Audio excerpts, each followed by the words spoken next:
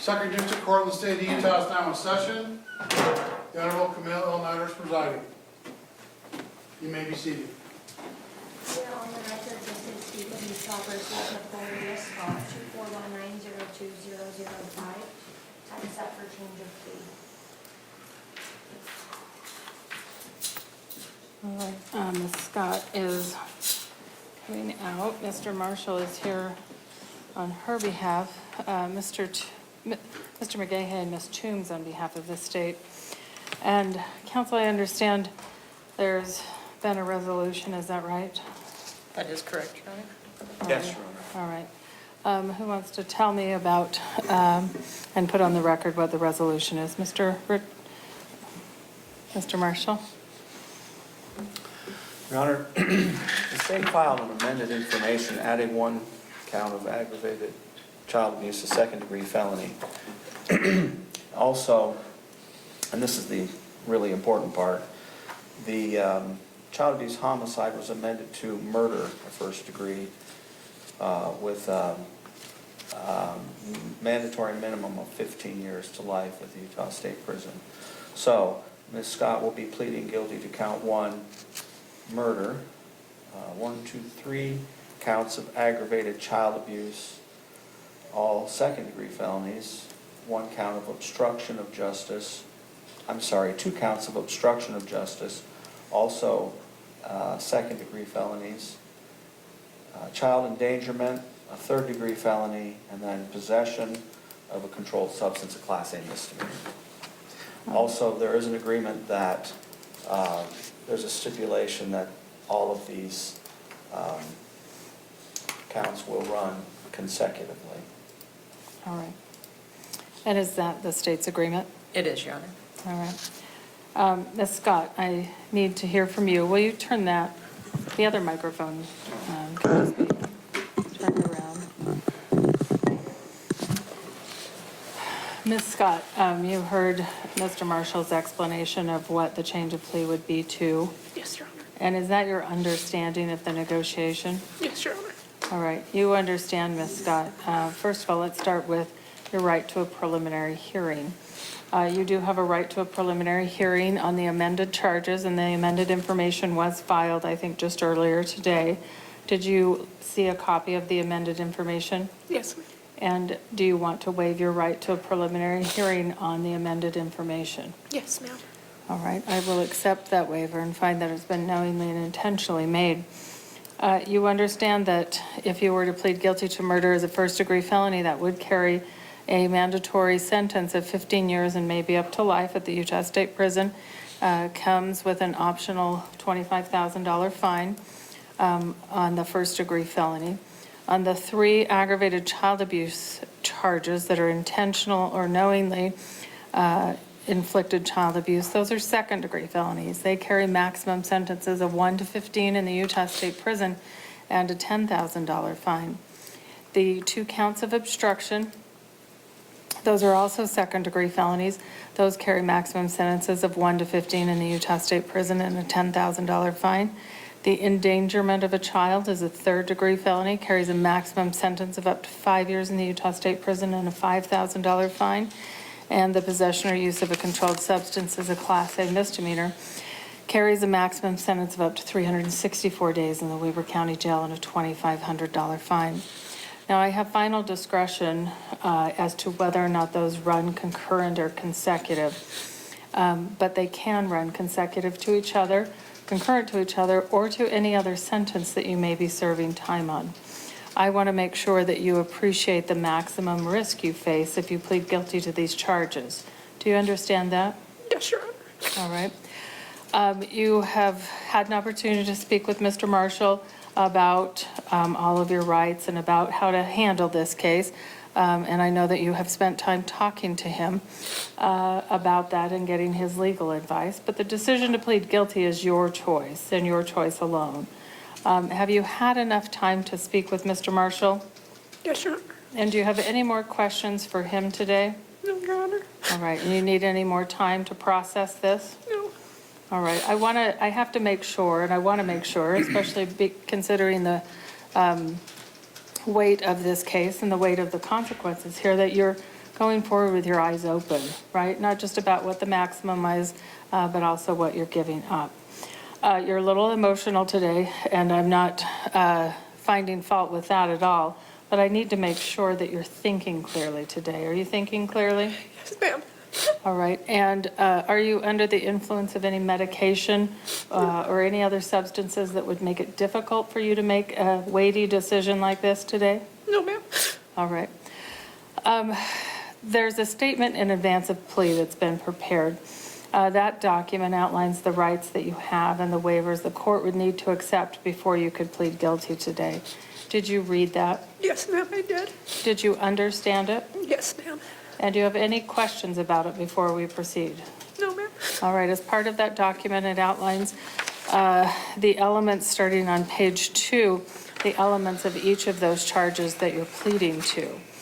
Those are the elements the state would have to prove before you could be found guilty by a jury of your peers. But when you plead, you are relieving the state of the burden of proving those elements of the offenses. Do you understand that? Yes, ma'am. In addition to that, starting on page 3, there is a blocked several paragraphs that go into page 4 that talk about what happened in this case. Did you read that paragraph? Yes, ma'am. And the facts that are included there, are those facts true? Yes, ma'am. All right, then I will rely on that for a factual basis.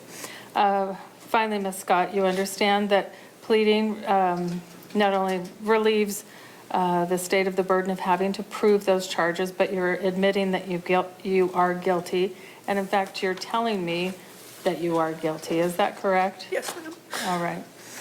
If you don't have any other questions about your rights and the waivers that you're giving up, then I would need your signature on that document. The attorneys have signed it, but let me give you time to sign it. Today is April 7th. You can sign and date that. Did you change the plea withdrawal? I did not. In regards to the Rippey decision, I did not make any adjustments to that portion of it. Actually, I'm going to make an edit here then, and I want everybody to sign and review it. Yeah. Is that the corrected one? Yes, it is. Okay.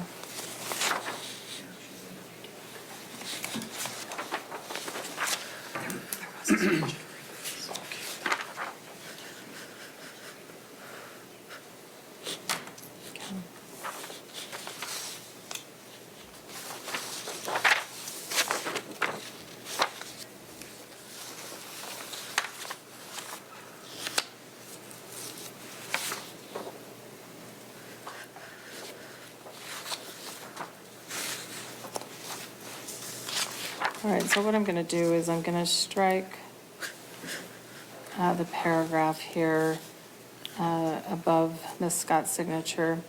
I'd like everyone to initial that, and then I'm attaching the language that replaces that behind Ms. Scott's signature. So if everyone will review that quickly, make sure there's no errors or omissions. Hand it to Mr. Marshall first, and he can have.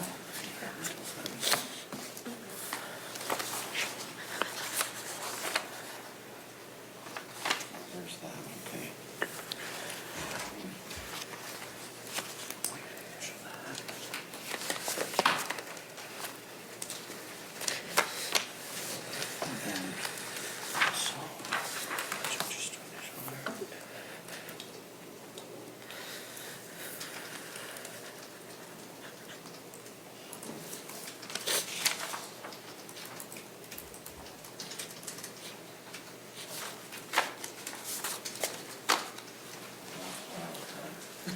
I think I can find it.